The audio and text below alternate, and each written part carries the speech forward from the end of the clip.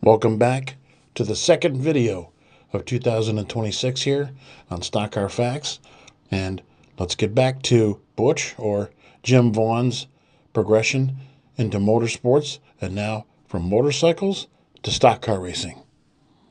We're going over there with Because Jack was kind of out of it by then. He was kind of I taking a think little my bit of dad time off. talked him into it somehow, and Gary helped with the car. And I remember the funny thing is I remember Bobby driving he was driving the hauler, and he was like 15. Oh, he was. I've heard stories of him at not standing there. No, I mean, he's when he was a driving to kid, Florida. when he was a little kid. He's driving to Florida. Yeah. He's like 15. Yeah, right. He's driving that rig, and I was up in the bunk, and I remember looking up, and there he's driving down the road, and he's like 15 years old. Don't get pulled over. Yeah, we're on our way to Daytona. There was other people in there, but I just know I was like shocked. Man, he could drive anything. Yeah, Bob Keselowski said once. He said when they pull up to Milwaukee, before that, where he see Bobby pull the rig up, park it, and he said, it's this little kid. He's maybe single digit age, maybe 10, 12 years old, and he's driving the rig. Did they have a little daughter named Jody? That was their sister. That's Jack and Julie's daughter. Yes, so Jody. it's Todd and Jody was Jack and Julie's kids together. Todd was running around with a blanket in the garage, and I remember maybe it was he was young, real young, and then she was just a baby. Oh yeah. Baby. So now you're getting your feet wet on the short tracks. You got Ileana, you got Flat Rock. Yeah. Well, we call it Crash Rock. When we're being stupid about it. Where you're thinking, I made the right choice, or you run around these bull rings going, my God, what did I get myself into? No, I enjoyed it, man. I loved the cars. I mean, I really did. I really loved racing cars. What was it about it that you loved? I guess just, I always felt safe in the cars. I mean, you're covered by all this steel, and you got all this horsepower, and you're you're not going to go flying off because you're belted in. Yeah, you're rubbing fenders with guys and trying to be the first one to the front. So it was always. And if I bump into the guy, I'm not. We're not going to go tumbling over. Robin's racing. Yeah, Robin's racing. Right. Then your third start here is. I'm sorry. Go ahead. Go. Your third start would have been Michigan. It says you did not start at MIS in 1980. Yeah, that was the first year. Now I think that was. I don't remember if that was Jerry's car or not. Now we might have took our car there. Now it was like a short track car, I believe, because couldn't even get it down the track. I mean, it was just not safe. Yeah, I remember that vividly. But I don't remember what car it was. I just remember it. It just wasn't. It wasn't safe. Car was all over the track. Couldn't get it right. See, the guys just decided, you know what? Let's just not. Yeah, we'd have been run over. They'd have been going by us like we were sitting still. Back then, Michigan was probably about 160-mile lap, where now it's a 200-mile-an-hour lap. No, back then they were running. I mean, they were flying then, of course. Yeah. But I think they were turning laps back then at 200, I believe. I don't know. I can't remember. Pretty sure though. There wasn't no restrictor plates. Right. So Daytona, man, if you weren't running 200, you were going home. You're going home, right? So back then, you guys are thinking, well, we're not going to go out and make fools out of ourselves. A lot of guys wouldn't have cared. They'd have said, well, let's put it in the race and we'll see what we can do. And so you had your eye on the future. It's like, okay, we're not going to look like dummies. We're going to look to next year. And so now we get to 1981. Now you're down in Daytona with the Ford. Mm-hmm. Now, and I'm sorry if I relate some of the Bowser stories, but Gary says affectionately, how did he say it? You're odd or you're weird or something? But I think he was more envious of the fact that you were like fearless. He said you were fearless in that car, and he, I mean, Gary, Gary's Jack's son.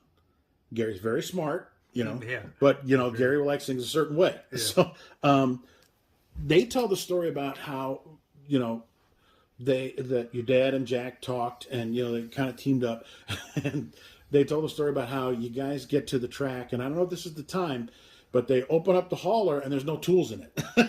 Jack said, I got to borrow tools, and my God, I got to do a little more. So I don't know if you recall that or what. I don't recall that. I'm not sure what that would be, because if it was going to like one of the big tracks or something, they would have had all the equipment. Right. Because, well, if Jack takes over, then it's going to be right. Yeah. But it might have been when we had a short track somewhere or something, maybe. And I don't think that was at any of the big tracks, because Jack always took care of all that, when it came to like the equipment and what was going, what motors were going, what was in what motors was going, and Jack and Gary pretty much took care of all that. So you get to Daytona and you go, oh my God, I mean, even Rick Rowland told me his first time to Salem, say half mile. He said they get in the gate. He said he and his dad looked up at the banking, and he said his dad says to him, nobody's seen us pull in. We can just turn right around and leave if you like. Is it that kind of feeling? Like, not really, man. Or this is what I want. Oh, I was so excited. This is like the Holy Grail to me. This is like Mecca, whatever. Yeah, this is Jerusalem. This is it. But what's weird about it, I felt like I was supposed to be there for some odd reason, which is probably the last place I belonged. But I mean, you were telling me a little bit about running Daytona. Maybe you can relate that story again when you and Jack were talking, coming through the trial hold there, how you're, with your foot on the pedal. Oh yeah. So my first time there, I was really not up to speed, and I came in and Jack was like, he goes, come here. He goes, are you letting off when you go in the corners? I was like, yeah, a little bit, just trying to let it breathe a little bit, and hammering all the way down through there. He's like, come here with me.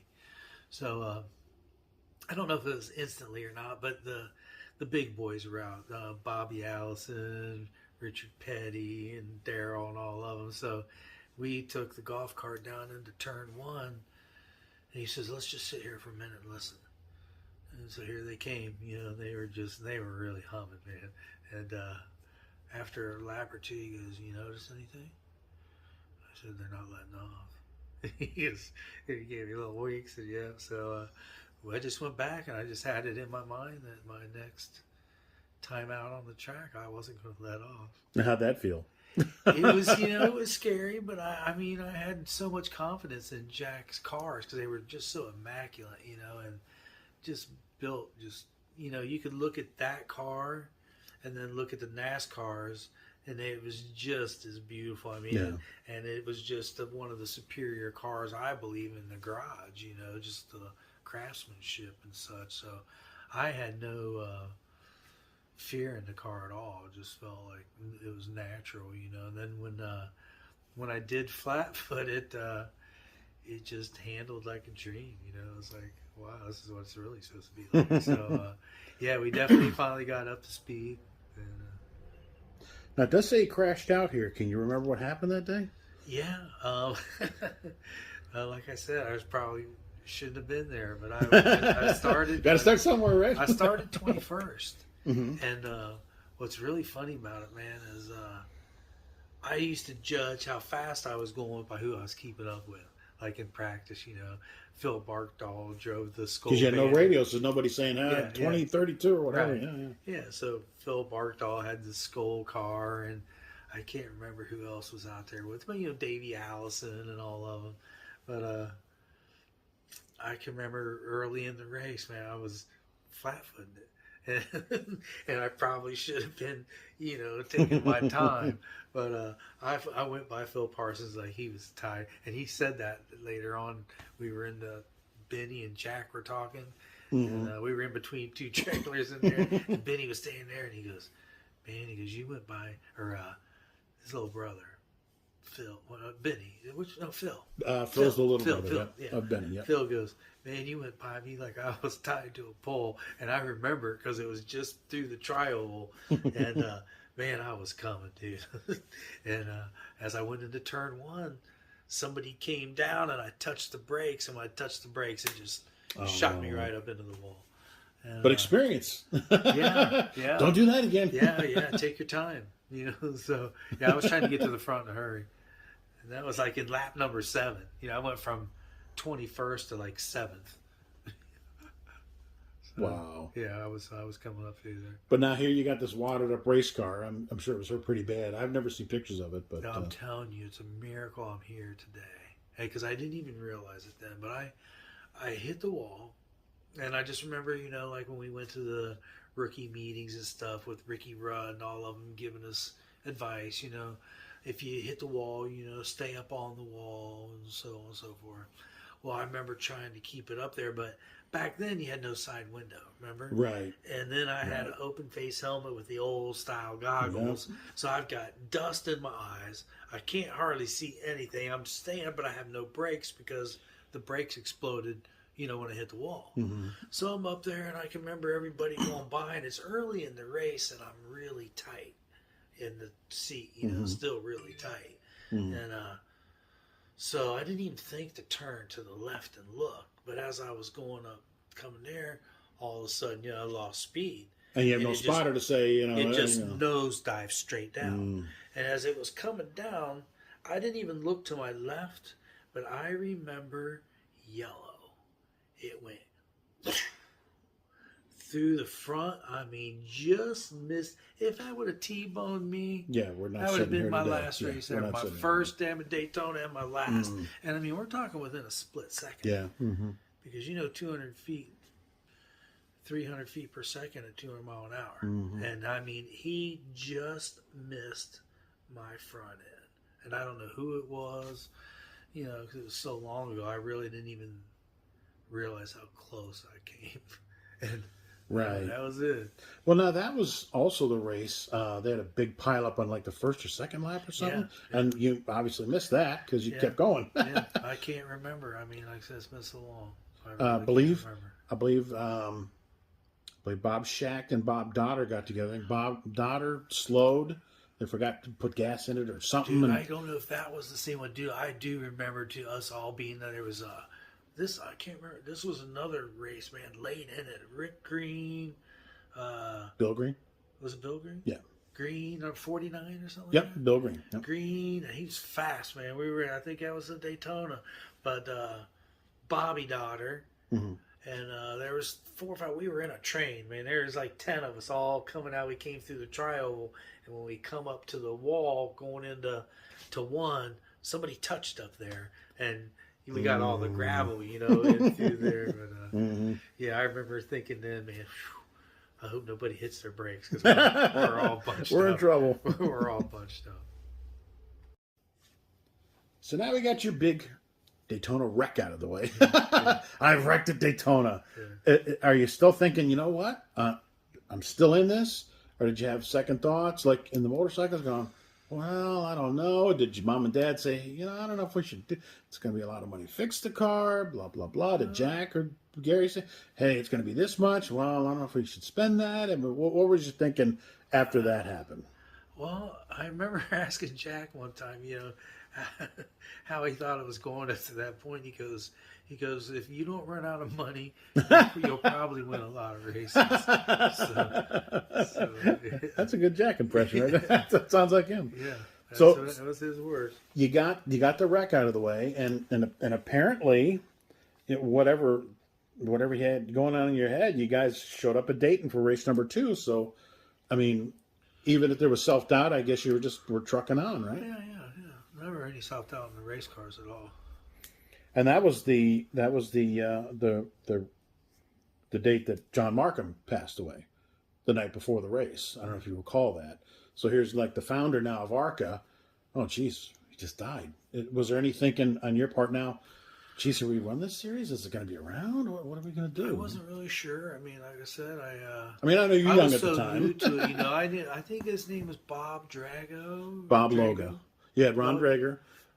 His grandson, and Bob Loga, who was a long-time official. Yeah, great guys, man. Always so helpful for me, especially being new and young, and they were always just helping us some way or another.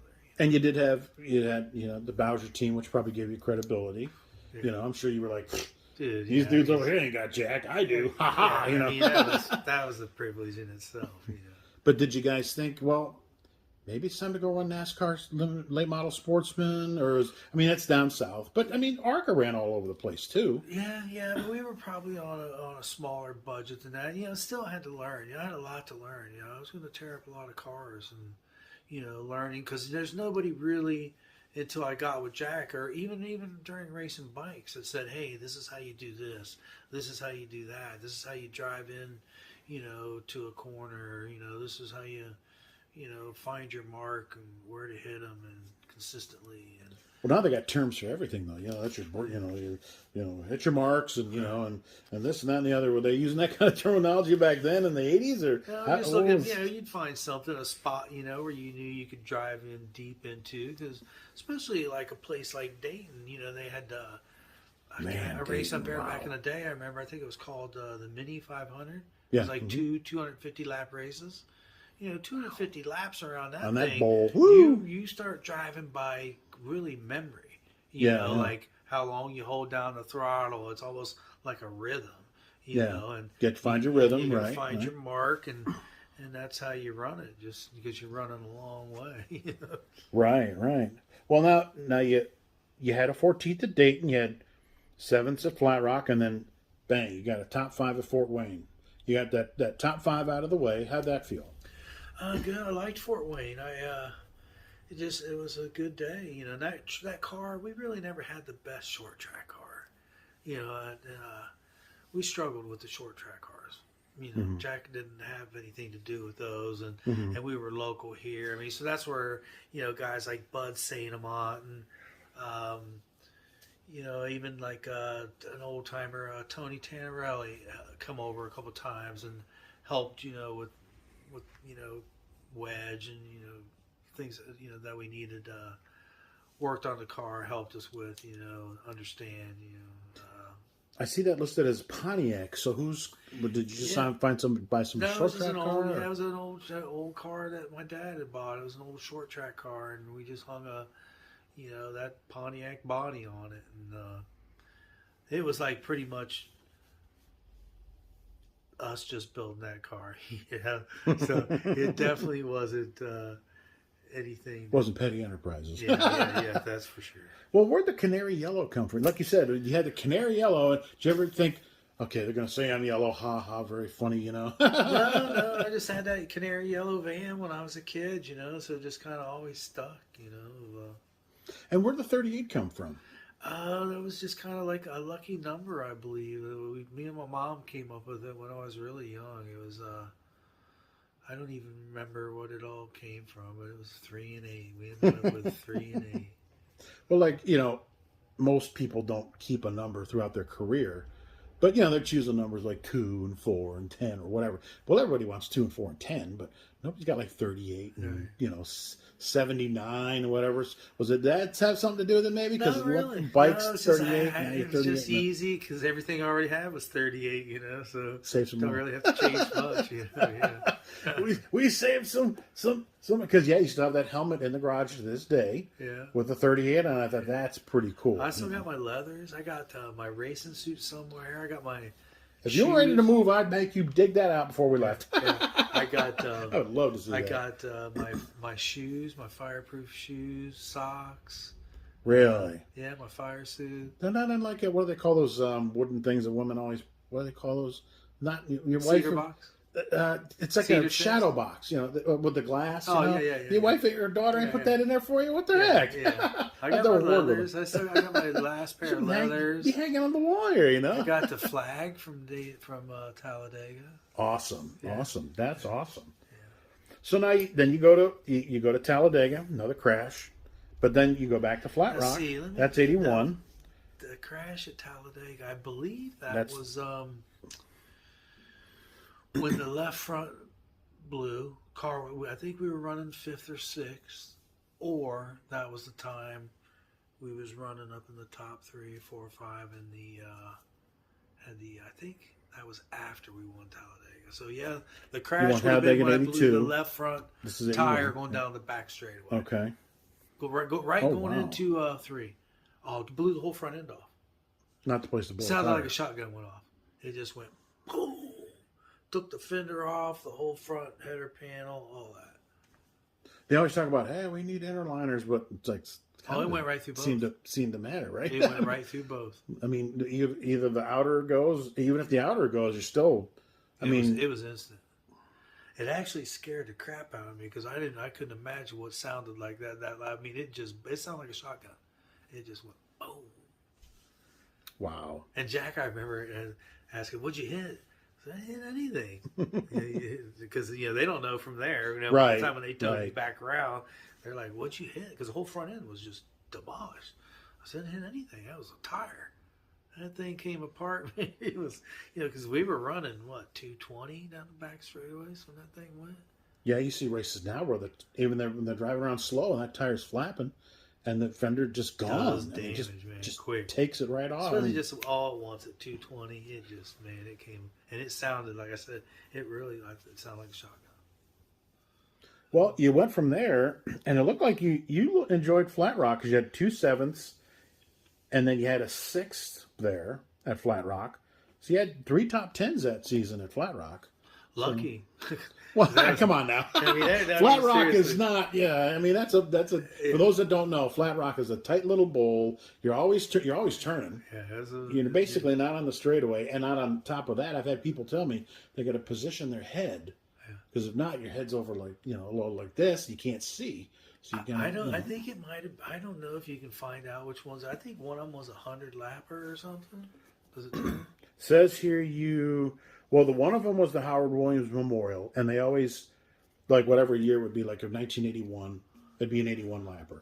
So like it's in 78, it'd be a 78 lapper. So it says here you ran 79 of 81 laps then, and then the other one was 75, and the other one was 100. Yeah, there's 100 lapper. That's still a lot. I can remember when they gave the halfway mark, I was so wore out. I was going to put, and that's when Tony Tannerelli helped set the caster and camber in the front of that car.